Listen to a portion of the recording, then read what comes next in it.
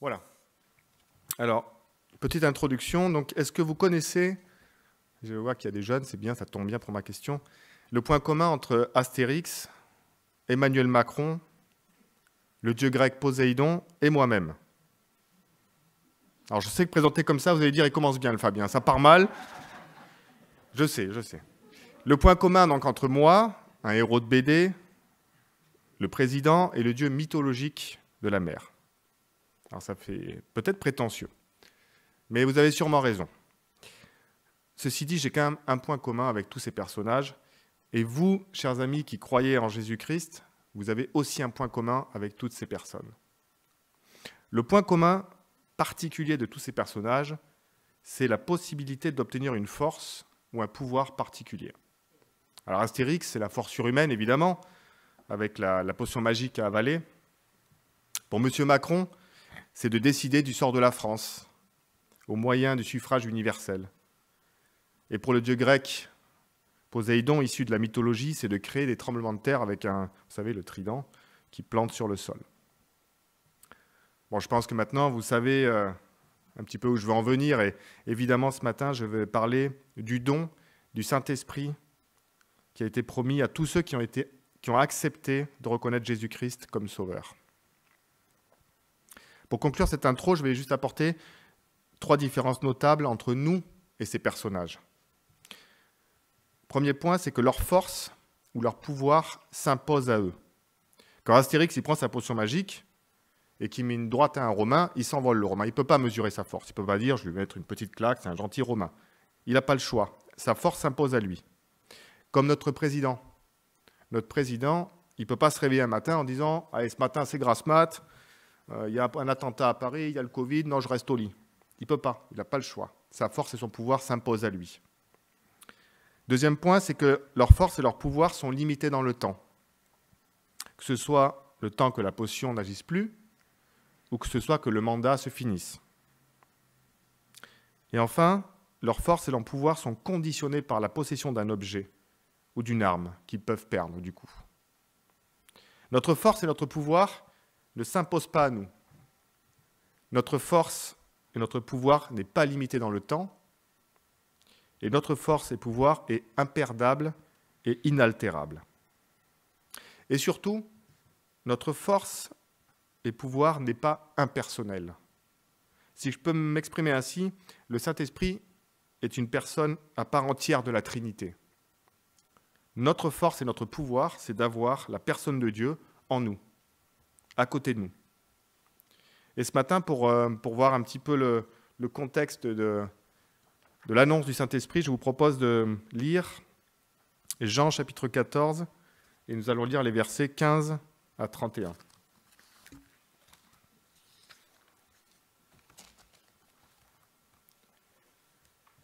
Jean chapitre 14, versets 15 à 31, et je vais lire dans la version du Semeur.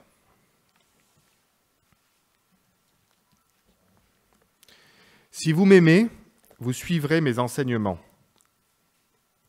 Et moi, je demanderai au Père de vous donner un autre défenseur de sa cause, afin qu'il reste pour toujours avec vous. C'est l'Esprit de vérité, celui que le monde est incapable de recevoir, parce qu'il ne le voit pas et ne le connaît pas. Quant à vous, vous le connaissez, car il demeure auprès de vous et il sera en vous. Non, je ne vous laisserai pas seuls comme des orphelins, mais je reviendrai vers vous. Sous peu, le monde ne me verra plus. Mais vous, vous me verrez, parce que je suis vivant et que vous aussi vous vivrez. Et quand ce jour viendra, vous connaîtrez que je suis en mon Père. Vous saurez aussi que vous êtes en moi et que moi je suis en vous. Celui qui m'aime vraiment, c'est celui qui retient mes commandements et les applique. Mon Père aimera celui qui m'aime.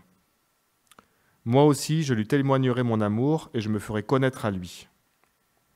Jude, qu'il ne faut pas confondre avec Judas Iscariote, lui demanda « Seigneur, pourquoi est-ce seulement à nous que tu veux te manifester et non au monde ?» Jésus lui répondit « Si quelqu'un m'aime, il obéira à ce que je dis. Mon Père aussi l'aimera.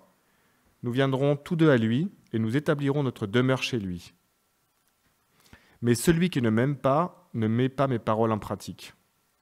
Or, cette parole que vous entendez ne vient pas de moi, c'est la parole même du Père qui m'a envoyé. Je vous dis tout cela pendant que je suis encore avec vous. Mais le défenseur, le Saint-Esprit que le Père enverra en mon nom, vous enseignera toutes choses et vous rappellera tout ce que je vous ai dit moi-même. Je pars, mais je vous laisse la paix. C'est ma paix que je vous donne. Je ne vous la donne pas comme le monde la donne. C'est pourquoi ne soyez pas troublés et n'ayez aucune crainte en votre cœur. Vous m'avez entendu dire que je pars, mais aussi que je reviendrai auprès de vous. Si vous m'aimiez, vous seriez heureux de savoir que je vais au Père, car le Père est plus grand que moi. Je vous ai prévenu dès maintenant, avant que ces choses arrivent, pour qu'au jour où elles se produiront, vous croyiez.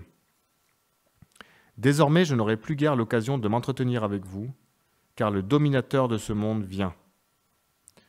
Ce n'est pas qu'il ait une prise sur moi, mais il faut que les hommes de ce monde reconnaissent que j'aime le Père et que j'agis conformément à ce qu'il m'a ordonné.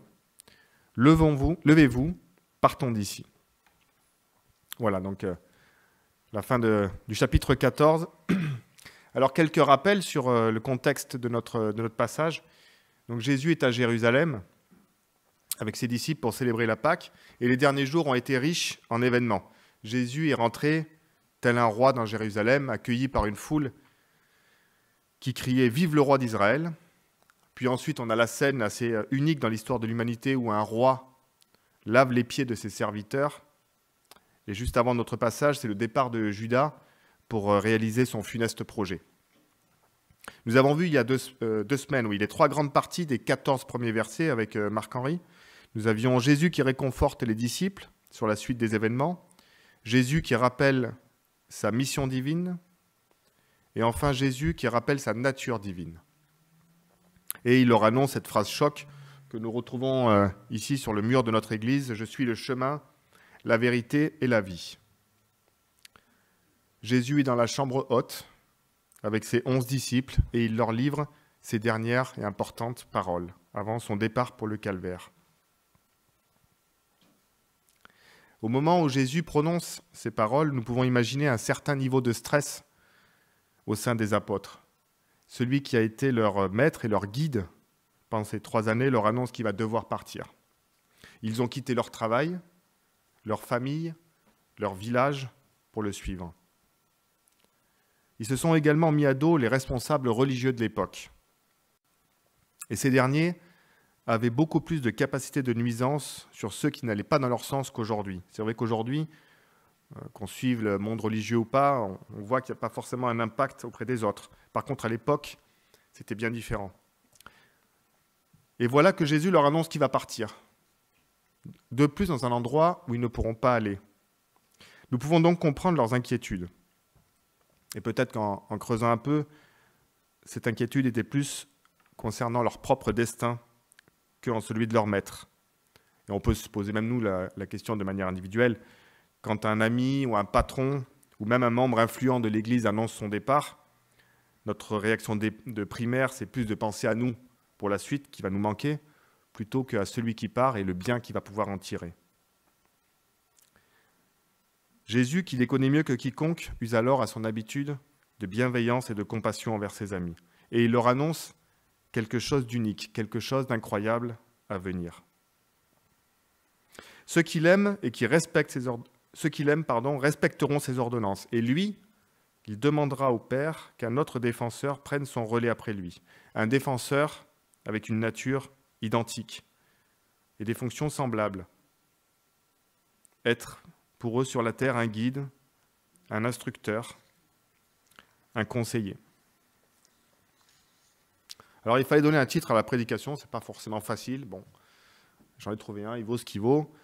Je l'ai appelé « La force à celui qui aime ». La force à celui qui aime. Et j'ai fait 3 grandes parties, 2 principales et puis une plus petite pour finir. La première, je l'ai appelée « L'autre défenseur ». La deuxième, « Celui qui aime ». Et pour finir, la paix. Force et amour sont des termes qui aujourd'hui peuvent sembler contradictoires. La force peut faire penser à la violence, à l'imposition, à la domination. Et l'amour, c'est vrai qu'on peut penser aujourd'hui que c'est symbole de faiblesse, de risque, de fragilité. Cependant, Jésus, il allie ces deux aspects avec une sagesse qui dépasse notre intelligence. Notre amour pour lui conduit à l'obéissance, et Jésus demande au Père que le Saint-Esprit nous soit donné.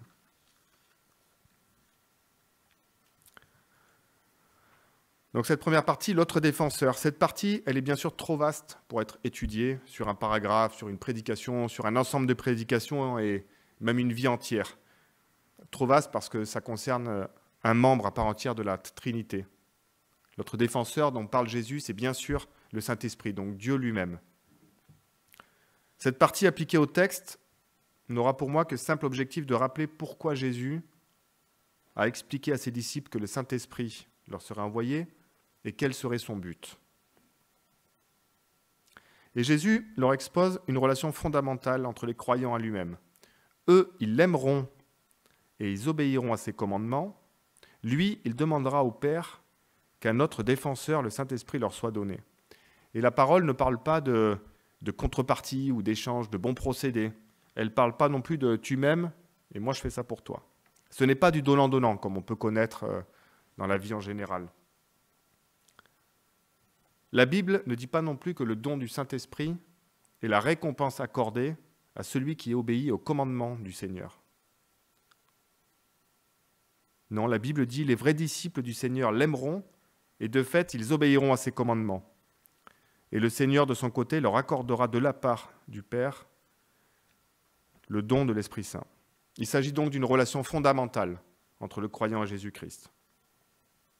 Dans le texte d'origine, le Saint-Esprit est appelé paraclète, je ne sais pas exactement. C'est un mot emprunté au vocabulaire juridique qui a diverses traductions. Nous avons des mots que vous connaissez, consolateur, défenseur, protecteur, allié, intercesseur, aide, soutien, avocat. Une définition simple qui dit « quelqu'un qui est appelé à côté de soi ». Avant de partir pour accomplir la fin de sa mission, Jésus-Christ a dit cela à ses disciples. Ce n'est pas parce qu'il va partir qu'il les laissera seuls, et il va leur expliquer quelle sera la mission de cet autre défenseur. Et pour cela, je m'appuie sur deux versets. Le verset 18. « Non, je ne vous laisserai pas seuls comme des orphelins, mais je reviendrai vers vous. » Et le verset 26. « Mais le défenseur, le Saint-Esprit que le Père enverra en mon nom, vous enseignera toutes choses et vous rappellera tout ce que je vous ai dit moi-même. »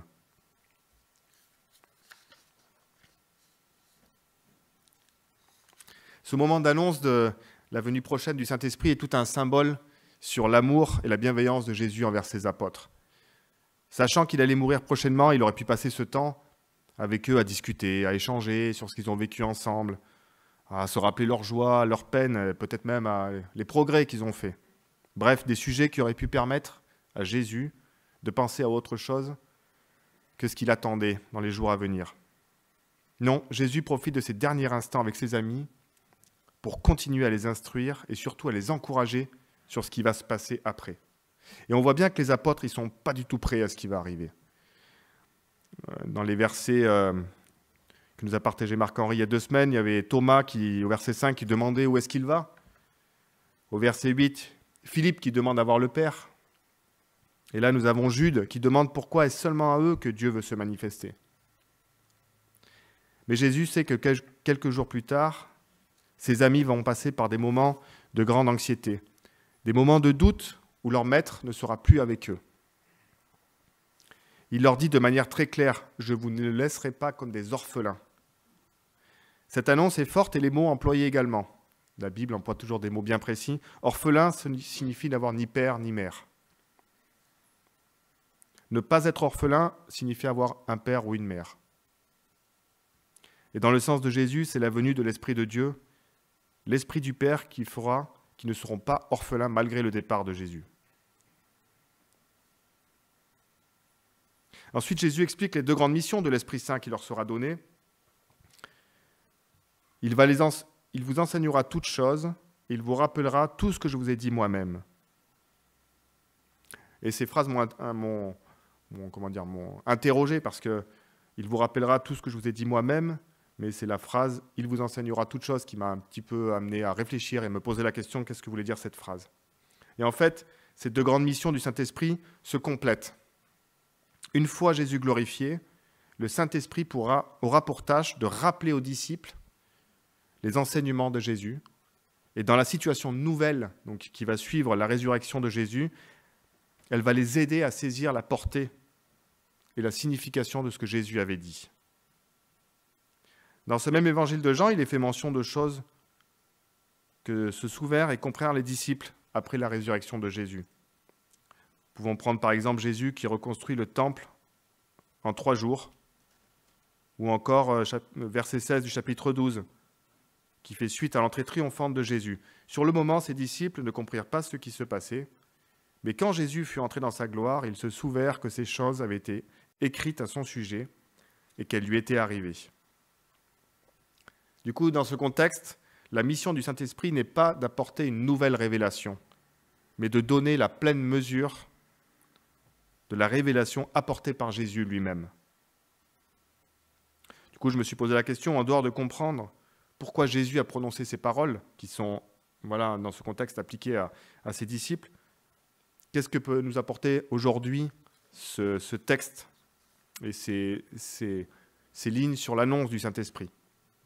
Les disciples du premier siècle n'avaient pas la parole de Dieu complète, comme nous l'avons, parole complète et parfaite, et on peut comprendre ce besoin de révélation. Mais nous, dans tout ça, quelles pourraient être aujourd'hui des applications concrètes de cet autre défenseur, comme il est appelé?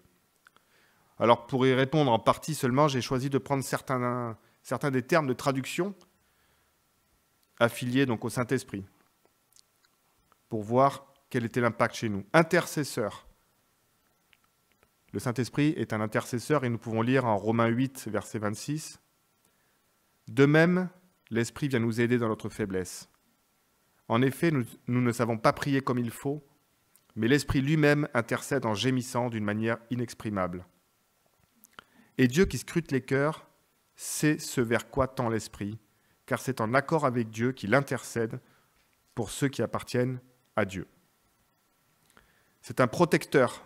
Nous pouvons lire en Éphésiens chapitre 3, verset 16, « Je lui demande qu'il vous accorde à la mesure de ses glorieuses richesses d'être fortifié avec puissance par son esprit dans votre être intérieur. » C'est un défenseur, et notre passage le dit lui-même, Jean 14, verset 26, « Mais le défenseur, le Saint-Esprit que le Père enverra en mon nom. » Et la suite de ce verset nous prouve que c'est aussi un allié et un soutien. « Il vous enseignera toutes choses et vous rappellera tout ce que je vous ai dit moi-même. » Et enfin, j'ai noté en caractéristique principale, il y en a bien d'autres, mais c'était une caractéristique qui, en tout cas pour moi, est importante, c'est un avocat. Quand nous sommes dans le doute sur notre état d'enfant racheté, vous savez, quand l'ennemi nous accuse et nous rappelle notre péché, notre culpabilité, qu'on est tiraillé, il est notre avocat et il nous rappelle les termes juridiques de notre statut, qui sont très simples, justifiés par le sang de Jésus-Christ. Alors j'ai trouvé que de parler du Saint-Esprit n'était pas une chose aisée, je l'avoue. Et je vous avoue que même faire une première prédication sur ce texte, qui évoque la venue prochaine de l'Esprit de Dieu, m'a fait transpirer. Et de premier abord, je vais dire merci à David du cadeau, avec ironie. Mais maintenant, je dirais plutôt merci sans ironie, parce que ça m'a permis aussi d'essayer de réfléchir et de comprendre. Mais c'était un sujet qui est, je ne sais pas comment vous êtes vous, mais Jésus, le Fils, Dieu le Père, le Saint-Esprit, c'est toujours, pour moi, c'était plus difficile à cerner certains points, et cette prédication m'a au moins permis à clarifier certaines choses. Et comme je l'ai dit dans mon introduction, de manière très imagée, nous qui croyons en Jésus-Christ, nous avons reçu une immense force, un pouvoir extraordinaire. C'est le Dieu saint qui est venu habiter en nous. Il est en nous. Et il y a un verset que j'ai trouvé très intéressant, qui est le verset 23, qui dit « Si quelqu'un m'aime, il obéira à ce que j'ai dit. Mon Père aussi l'aimera. Nous viendrons tous deux à lui et nous établirons notre demeure chez lui. » Et ce don, il dépasse tout ce qu'on peut imaginer. On est toujours soumis aux lois de la gravité, à la faiblesse de notre corps physique, et on n'a toujours pas la capacité de voler. mais par la présence du Saint-Esprit en nous, c'est Dieu le Père et Dieu le Fils qui habitent en nous.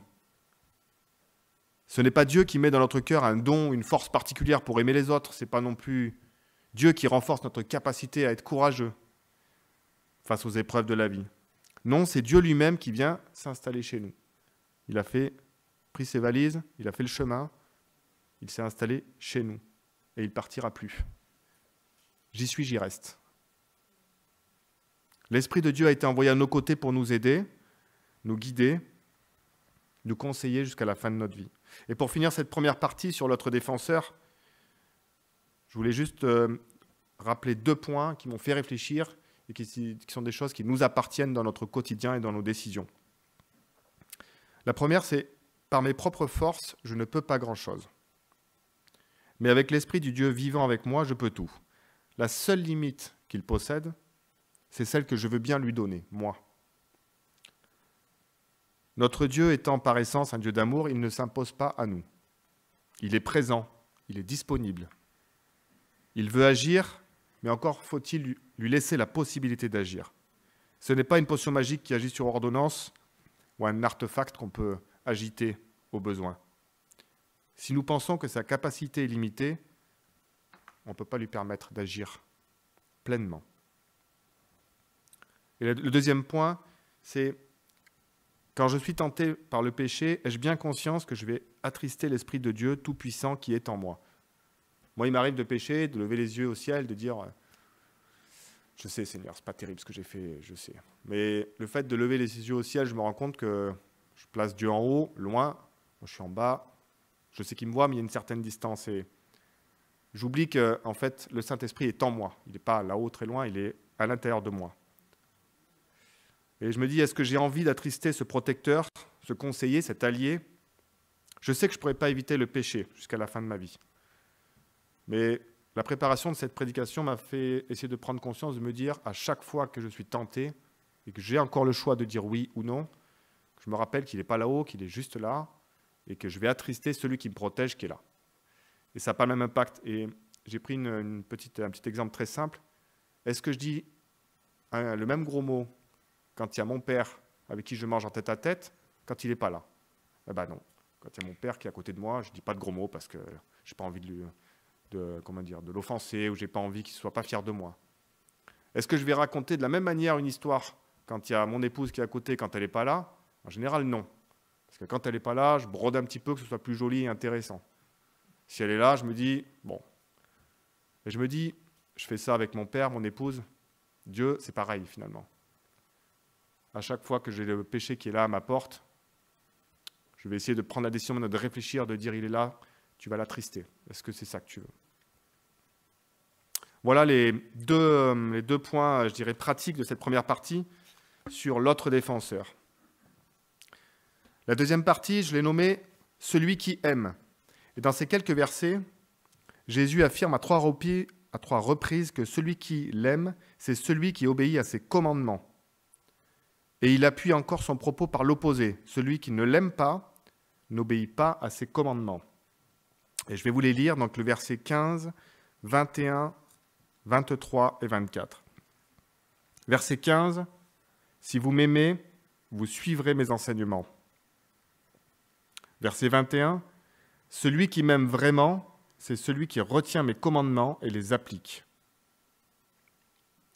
Verset 23, « Si quelqu'un m'aime, il obéira à ce que j'ai dit. » Et enfin, le verset 24, « Mais celui qui ne m'aime pas, ne met pas mes paroles en pratique. » Ce qui est frappant dans la construction de ces 4 phrases, c'est l'ordre des mots. Si vous m'aimez, vous écoutez. Cet ordre des mots n'est sûrement pas le fruit du hasard, et Jésus à 4 reprises insiste sur ce point. L'obéissance à son enseignement et ses commandements sera la conséquence de l'amour que nous pouvons lui porter. Cette obéissance aux commandements de Jésus, ce n'est pas le fruit d'une volonté sans faille, d'un courage, d'une détermination extraordinaire, mais c'est le résultat de l'amour envers notre Sauveur. Plus nous aimons notre Dieu, plus nous laissons agir l'autre défenseur, le Saint-Esprit, et plus notre obéissance à ses commandements sera concrète. Je vous propose de lire Galates 5, versets 22 à 23. Mais le fruit de l'esprit, c'est l'amour, la joie, la paix, la patience, l'amabilité, la bonté, la fidélité, la douceur, la maîtrise de soi. L'amour, la joie, la paix, la patience, l'amabilité, la bonté, la fidélité, la douceur, la maîtrise de soi. 9 fruits de l'esprit mentionnés qui résument très très bien l'obéissance au commandement de notre Seigneur. Si vous m'aimez, vous suivrez mes enseignements. Et moi, je demanderai au Père de vous donner un autre défenseur de sa cause afin qu'il reste pour toujours avec vous. Dans une première approche, on peut comprendre ces versets comme ceci. Vous m'aimez, vous faites ce que je dis, je demande au Père de vous donner le Saint-Esprit. Heureusement que ça ne fonctionne pas comme cela.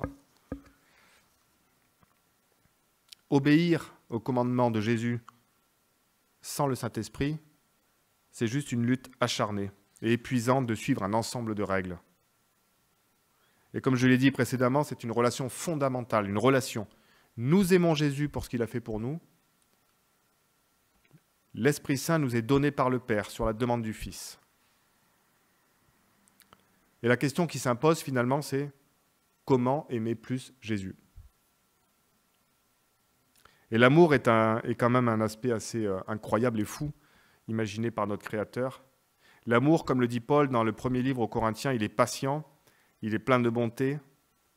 L'amour, il n'est pas envieux, il ne cherche pas à se faire valoir, il ne s'enfle pas d'orgueil, il ne fait rien d'inconvenant, il ne cherche pas son propre intérêt, il ne s'aigrit pas contre les autres, il ne trame pas le mal. L'injustice l'attriste, la vérité le réjouit. À toute occasion, il pardonne, il fait confiance, il espère, il persévère. Ma conception de l'amour quand j'étais plus jeune était très très différente. Jeune adulte, pour moi, l'amour, ça devait être, vous savez, ce sentiment qui vous fait perdre toute raison, qui vous amène à faire n'importe quoi comme choix, et vous en êtes conscient, mais c'est plus fort que vous. Ce sentiment qui fait passer toute chose et toute relation et toute personne comme fade et sans intérêt. Moi, c'était ça. Pour moi, quand je vivais ça, c'était l'amour ultime, la passion. Et cet amour, il finit toujours de la même manière, dans les regrets, dans l'amertume et dans la déception. Et je pense que l'amour imaginé par notre Créateur, il est bien différent. Et les attributs de l'amour détaillés par Paul, justement, dans le premier livre de Corinthiens, le démontrent très bien. Et je n'ai pas beaucoup d'images à vous proposer, à part celles que je vis avec mon épouse. Et chaque jour qui passe fait grandir mon amour pour elle. Je sais, ce n'est pas toujours visible, et j'en suis désolé, je vais faire des efforts, mais cependant, tout au long du temps que je passe avec elle, j'apprends à l'aimer en découvrant ses facettes, sa personnalité en la voyant évoluer dans la joie et même dans la difficulté ou la souffrance. Du coup, mon amour grandit en apprenant à la connaître.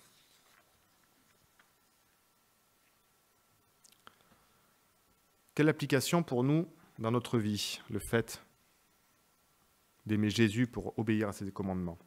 Pour moi, elle demeure très simple. Nous savons que l'amour de Dieu, lui, de son côté, il est stable. Il est parfait, il est immuable. Et la réciproque n'est pas vraie du tout. Notre amour pour Dieu, malheureusement, varie au gré des situations de notre vie, en fonction de nos joies, de nos épreuves, de notre santé, de notre morale. Ça n'empêche pas d'être convaincu de notre salut ou de l'espérance de la vie éternelle auprès de lui. Mais l'amour, celui que nous pouvons porter à notre Sauveur, il est variable. Et j'ai même poussé le trait en disant « il est lunatique ». Et moi, je me surprends souvent à dire ou à penser des gens « moi, j'aime pas les gens lunatiques ». Mon amour pour Jésus, il est lunatique. Pourquoi est-ce que je dis ça? Est-ce que c'est juste un sentiment, un ressenti de dire ça? De dire que notre amour pour Jésus est variable? Non. C'est juste les faits. Et nous savons que nous jugeons sur les faits, sur les actes. Et les actes, les voici.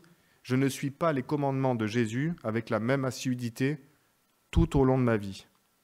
Donc si je ne suis pas avec assiduité les commandements de Jésus tout au long de ma vie, mon amour pour lui aussi fluctue. Et nous savons, quand nous avons une période de difficulté, on emploie ce terme assez particulier chez les chrétiens de dire la sécheresse. Voilà, on se sent un peu sec comme un bout de bois. Et des fois, on se dit, allez, je me reprends, je vais écouter ces commandements, je vais aimer les autres, je vais faire ça avec sérieux, avec fidélité, allez, je vais lire ma Bible tous les matins, et ça va aller. Je pense qu'il faut peut-être simplement faire un point sur notre amour pour lui, en nous rappelant cette relation fondamentale. Nous l'aimons, et il a demandé au Père de nous donner le Saint-Esprit. Et ce dernier produit en nous l'obéissance. Donc si notre obéissance n'est pas conforme, revenons à la base, notre amour pour Jésus. Vous qui, comme moi, êtes convaincus que Jésus-Christ est mort pour vos péchés, vous savez que c'est un acte incroyable, qui ne se mesure pas et qui est le symbole ultime du sacrifice, et qui mérite tout notre amour. Ça, c'est vrai, c'est une réalité.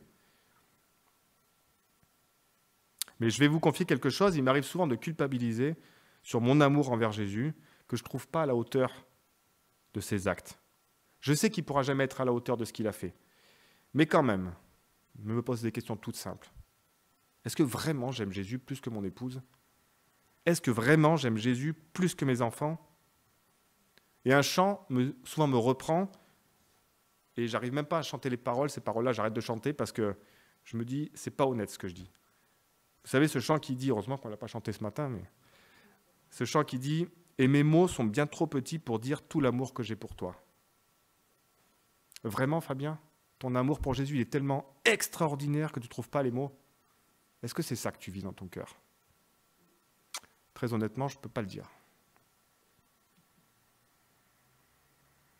À titre d'image, comme d'habitude, je vais proposer ce que je vis. Mon amour pour mon épouse et avec mes enfants, il grandit avec le temps que je passe avec eux.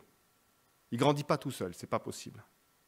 Et le temps que je passe avec eux est très souvent joyeux et agréable. Mais ce n'est pas toujours le cas, sauf avec toi. Ça ne concerne que les enfants, évidemment. Parfois, ce temps demande du sacrifice de temps, d'énergie, de loisirs, de repos, d'argent. Et pour certains, des sacrifices de base, comme la nourriture, comme le chauffage, pour l'amour. Mon amour pour Jésus n'est pas assez grand, je ne passe pas assez de temps avec lui. C'est simple. Je ne peux pas chercher d'autres solutions, d'autres raisons. La conclusion reste toujours la même. Constat à faire régulièrement dans ma vie. Est-ce que je suis les commandements du Seigneur? Suis-je obéissant à Dieu? On le sait au fond de nous. Non? Alors je manque d'amour pour lui.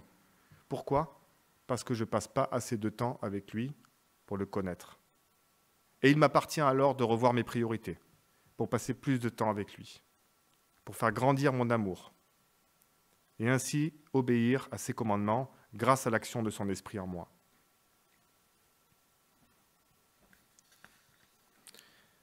Les nouvelles résolutions du 31 décembre sont déjà bien loin. Je ne sais pas pour vous, mais pour moi, elles sont déjà très très loin. Mais celles du 20 février, de chaque jour que Dieu nous fait la grâce de vivre, devraient commencer comme cela. Passons plus de temps en tête-à-tête avec Jésus, même si cela demande des efforts et des concessions. C'est ça l'amour, passer du temps.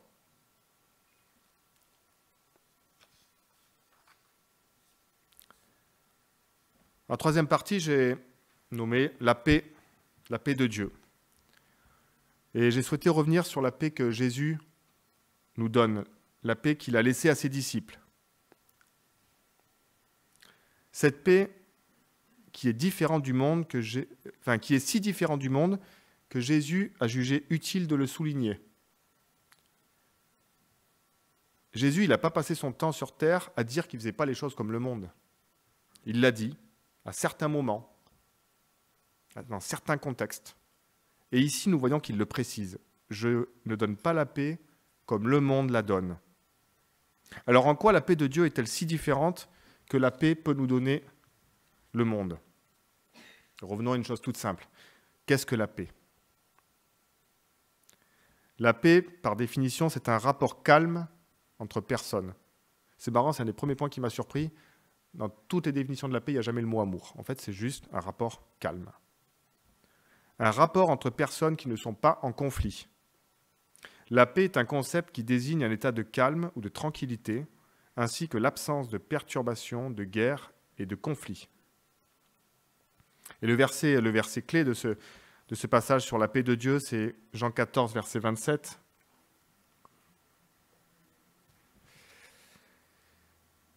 « Je pars, mais je vous laisse la paix.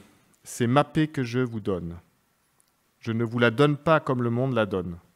C'est pourquoi ne soyez pas troublés et n'ayez aucune crainte en votre cœur. » Alors depuis maintenant 70 ans, nous vivons globalement dans un pays qui est en paix. Et déjà pour ma génération, la guerre c'était déjà quelque chose d'un peu archaïque, d'un autre temps. Et quand je discute avec mes enfants, je vois à quel point la guerre pour eux, c'est... Parce que moi j'avais mon grand-père qui a fait la guerre, qui me racontait les histoires, ça me parlait. Mais pour mes enfants, la guerre c'est un autre monde, ça n'existe pas la guerre. La guerre semble loin. On ne s'imagine pas qu'un jour elle pourrait revenir sur notre sol. Et pourtant, j'ai entendu dans vos prières aussi, les dernières informations sur la tension entre l'Ukraine et la Russie peuvent laisser planer le doute. Et si cette tranquillité apparente basculait du jour au lendemain? Si, sur décision d'un seul chef d'État, toute notre tranquillité actuelle, notre système économique et nos libertés devaient disparaître pour laisser place au conflit, à la guerre et à la peur du lendemain, serions-nous toujours en paix dans nos cœurs? Alors pour comprendre ce dont parle Jésus, je propose de voir les deux systèmes de paix qui s'offrent à nous. Parce que c'est quoi la paix dans le monde finalement? Enfin la paix que nous propose le monde. Que ce soit entre pays, entre voisins ou au travail, la paix c'est généralement le souhait de tous. Une personne normalement constituée ne peut pas préférer la guerre à la paix. Même si certains de ces agissements peuvent laisser apparaître le contraire, nous sommes créés à l'image de Dieu et notre nature, elle aspire à la paix plutôt qu'au conflit. Le monde sans Dieu est incapable de donner la paix. La haine, l'égoïsme, l'amertume, la méchanceté, l'angoisse, la peur, la jalousie sont tellement présents que tout effort de paix est très rapidement anéanti. Et dans notre contexte biblique, à l'époque de Jésus, les efforts des contemporains de Jésus pour atteindre un état de sérénité ou de paix sociale ne sont réalisés qu'en surface, par le biais de rites, de religiosité ou même d'appartenance à une catégorie sociale. Il n'y a pas de désir de s'attaquer aux causes profondes qui menacent la paix. Et si nous prenons notre ère, c'est exactement pareil. La France est en paix pourquoi? En grande partie parce qu'on a l'arme nucléaire également, qui permet de dissuader l'ennemi. L'espace politique est envahi de prétendants à la gouvernance qui argumentent une France apaisée. Mais qu'est-ce qui motive ça? C'est les ambitions personnelles qui sont au centre de leur projet. Quand on voit aussi des stars qui montent au créneau pour défendre, vous savez, la veuve et l'orphelin, qu'ils ont légué leur maison, mais ça passe sur toutes les chaînes d'infos, c'est uniquement pour que leur cote médiatique monte. Et même au sein du travail. Au sein du travail, moi dans mon entreprise, on argumente beaucoup la paix, le respect de l'éthique, etc. Et au tout début, j'étais un peu naïf, je me suis dit, c'est chouette et tout, c'est un beau principe ça, la paix et l'éthique. Et je dis, en tant que chrétien, ça me convient tout à fait. Bon, après j'ai vu que dans les faits, c'était pas totalement comme ça, mais en fait, on m'a juste expliqué, mes chefs m'ont dit, tu sais, l'éthique, ils s'en contrefichent. Mais un problème éthique qui va dans les médias fait tellement chuter le cours de l'action que c'est ça le problème. D'accord, bon, c'est un problème d'argent finalement. Jérémie chapitre 6, versets 13 à 15. « Car tous, petits ou grands, sont avides de gain. Tous, du prophète au prêtre, pratiquent la duplicité. Ils guérissent superficiellement mon peuple du désastre en disant « Tout va bien, tout va vraiment très bien », alors que rien ne va. Sont-ils confus parce qu'ils ont commis des abominations? Ils n'ont aucune honte. Ils ne savent pas rougir. C'est pourquoi ils tomberont avec ceux qui succombent et ils s'écrouleront au moment où je leur ferai rendre des comptes. L'Éternel le déclare. La paix que nous donne le monde n'est pas celle de Jésus, simplement parce que le monde est incapable de donner la paix. Alors qu'est-ce que la paix de Jésus? La paix de Jésus, elle est multiple, mais j'ai trouvé deux grands points. En premier lieu, c'est il nous donne la paix avec Dieu. Par sa mort à la croix, il a soldé notre dette et notre passif envers le Créateur. Et cette paix, elle nous donne l'assurance qu'un jour ou l'autre, que Dieu nous reprenne ou que Jésus revienne sur terre, Nous serons en sa divine présence pour l'éternité, sans dette à régler. Quel que soit le parcours que la vie nous réserve, quelles que soient les joies, les souffrances que nous allons traverser, un jour ou l'autre, nous serons dans un état de bonheur éternel, sans ombre, sans risque, sans incertitude. J'ai dans cette même église rencontré à plusieurs reprises des personnes d'un certain âge qui avaient traversé de nombreuses épreuves. Et pour moi, certaines épreuves, elles étaient inimaginables. Je me suis dit, je ne pourrais jamais vivre ça. Ce n'est pas possible. Et ce qui m'a frappé, et ça me frappe d'ailleurs encore, et voilà, je le dis aux personnes plus âgées, et qui force mon admiration, c'est cette paix que je peux voir dans leurs yeux, que je peux ressentir chez eux. Je suis admiratif de cette paix, cette sérénité, cette confiance, malgré ce qu'ils ont vécu, les choses difficiles. Ils ont la paix parce qu'ils savent qu'un jour, cette souffrance sera finie. Et seule la paix de Dieu peut provoquer cela. Et c'est vrai que quand on chante des chants, on est souvent, moi le premier, pris par l'air, les paroles. On a fini ce chant qui disait « Il est un jour ». Mais c'est une chose de le chanter, c'est une chose de le vivre, de le ressentir, de se dire « Un jour ou l'autre, ce sera fini ».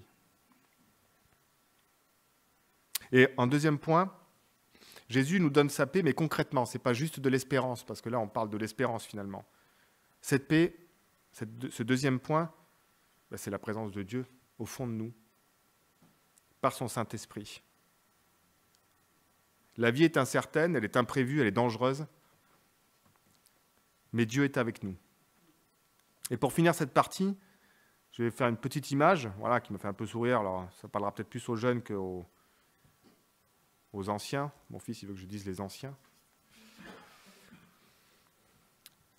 On a acheté une console de jeu à nos enfants pour Noël avec un jeu de karting.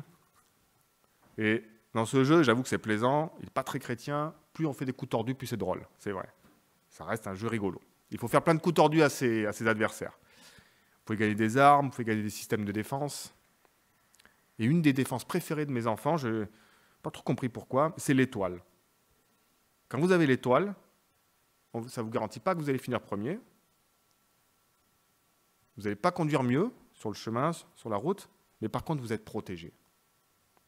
Les attaques des autres n'ont pas d'emprise pour eux. Et c'est marrant, je me suis dit, c'est ce système de protection qui les rassure. Est-ce que ce n'est pas la même chose pour nous? Est-ce que ce n'est pas la même chose pour moi?